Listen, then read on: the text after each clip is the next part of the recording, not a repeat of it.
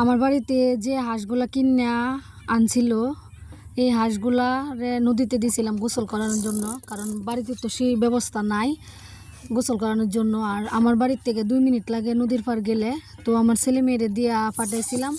পরে হাঁসগুলা তো নতুন, তাই পানির মধ্যে নামতোছে না, হালকা গোসল কইরা পরে টানের মধ্যে উঠে পড়ছে। পরে আমার ছেলে মেয়ে ডাকতেছে, পরে নদীর পার গেলাম। পরে দিই হাঁস আমার রাখেও একলা একটা সুন্দর যেদিক দিয়ে গেছে বাড়ির থেকে এদিক দিয়ে আবার সুন্দর করে বাড়িতে আয় পড়ছে। আর এই যে আমার ছাগলটা বাচ্চাটা, এটারে কে জানি একটা পা ভাঙ্গে দিছিল, সেও তারেও নিছি নদীর পার ঘাস কাটার জন্য কেলাই কেতের, সেও আমরা যখন আয় পড়ছি এই খাসির বাচ্চাটাও আয় পড়ছে।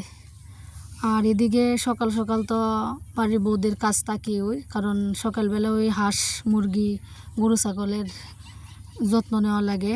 তারপরে আবার এই থালা বাসন মাছ দেয়াইলাম, কারণ প্রায় বাজে হতেছে 8:30। এখন তো গরুর দুধ দইব, তাই বালতিগুলো পরিষ্কার করলাম, সাথে বাসন টাসনও পরিষ্কার করে নিলাম। আর আমার মেয়েটা বলতেছিল যে সেও পরিষ্কার করবো, কিন্তু তারা বলতেছে না তো মশা কামড়াইব, তুমি পারতা না। তো আবার গোয়াল ঘরে গেলাম, গোয়াল ঘরের সামনে দিয়ে এই যে হাঁসগুলা গোয়াল ঘরে গিয়ে দিই সবাই মাশাল্লাহ গোসল টোসল করানোর পরে মাশাল্লাহ সবাই শুয়ে রয়েছে, রেস্ট নিতেছে।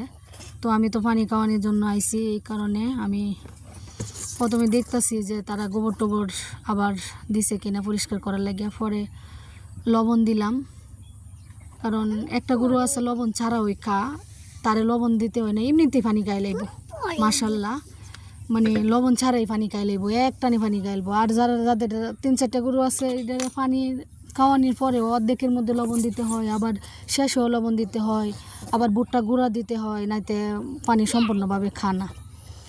আর এই একটা গরু ওই এদানিং কিনে আনছিন 1,22,500 টাকা দাইডা বকনা আনছিন এদানিং। এই যে আমার সামনেরটা শুয়ে রয়েছে, যেটা 6 মাসের রানিং চলতেছে প্রেগনেন্সি, এটা লবণ ছাড়াই খাইলা, হয়তোবা তার মালিকে লবণ ছাড়াও হয়তোবা ছোটোবেলার থেকে ফালছে এই কারণে।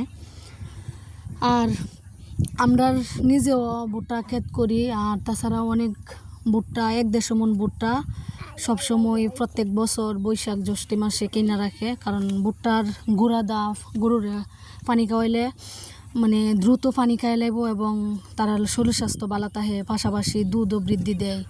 আবার যে বকনাগুলা বা সার বাছুর এগুলো করে দ্রুত মানে বুসি ফিট মানে মুরগির লেয়ার ফিট ছাড়া এমনিতেই মোটাতা যাব। আর এদিকে এক গুরু আমার এরকমভাবে পাওয়ার মধ্যে পাড়া মারছে যা বলা বাহুল্য, এত ব্যথা শোয়ার মতো নাই। আর আমি শুরু থেকে শুনছি যে গরু যদি মানে পাড়া দেয় আমরা মানে মানুষের পায়ে তা নাকি মানে হুঙ্গানি, মানে বলতে কি এটা কি মানে গরু নাহের দ্বারা নেয়া মানে সঙ্গাল লাগে, তাইলে নাকি মানে ফসন টসন ধরে না। তো আমি এরকম করছি না, কারণ গরু এটা অবলা প্রাণী, তাছাড়া গরু আমাদের লক্ষ্মী। আর এই গরুর থেকে কিন্তু আমার জীবনের শুরু। তো আমি এই গরুরে কীভাবে আমি পাটা গরুর মুখটার দ্বারা নিই, যে জায়গাতে একটা হালকা এই যে গরুর সাইডে ফাইডে যদি আমি যাই একটা লাতি বা আমার পায়ের কোনো টাচ লাগলেও আমি সালাম করি, জানি না এটা জায়েজ কিনা, তাও আমি আমি মনে করি যে লাত্তি লাগাটা হয়তো বা অলক্ষণ মানে বা অলক্ষীর কাজ, এ কারণে।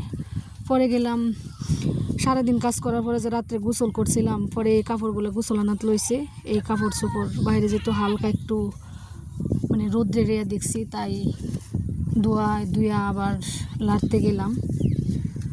আর এদিকে অবলা প্রাণী আসলে সে বুঝে যে মানে সব গরুরে মানে পানি খাওয়াই লাইছি, কিন্তু তারে দিছি না। তো আমরা গাছের মধ্যে বান্ধা আছি, পরে আমারে দেখে সুন্দর মানে চিল্লাফাল্লা শুরু হচ্ছে, মানে হ্যাঁ কইতে যেতেছে যে আমি তারে তো খাওয়াইছি না, আসলে কিন্তু আমি তারে খাওয়াইছি না, মনেই নাই এত কাজের মধ্যে।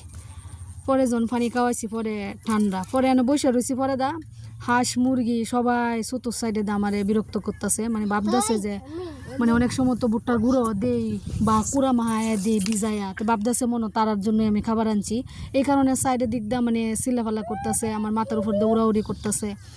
পরে এই ঘরের থেকে আমি কয়টা ভুট্টার গুঁড়া দিলাম, সাথে চাউল কুদাসিন একটা বস্তার মধ্যে গুঁড়ো লেগে আনছেন যে এইটা দিছি। আর এটা খাওয়ার পরে আর শান্তি হইলে আর আমার পিছে করবো না। আর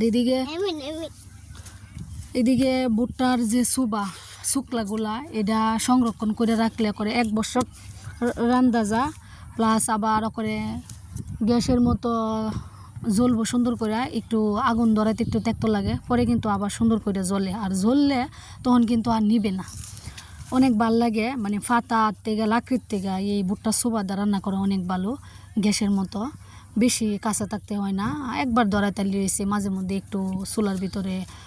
তো আমার ভিডিও যার কাছে ভালো লাগে অবশ্যই সাবস্ক্রাইব করবেন এবং লাইক করবেন, সুন্দর একটা কমেন্ট করেন। আল্লাহ হাফেজ, সবাই ভালো থাকবেন।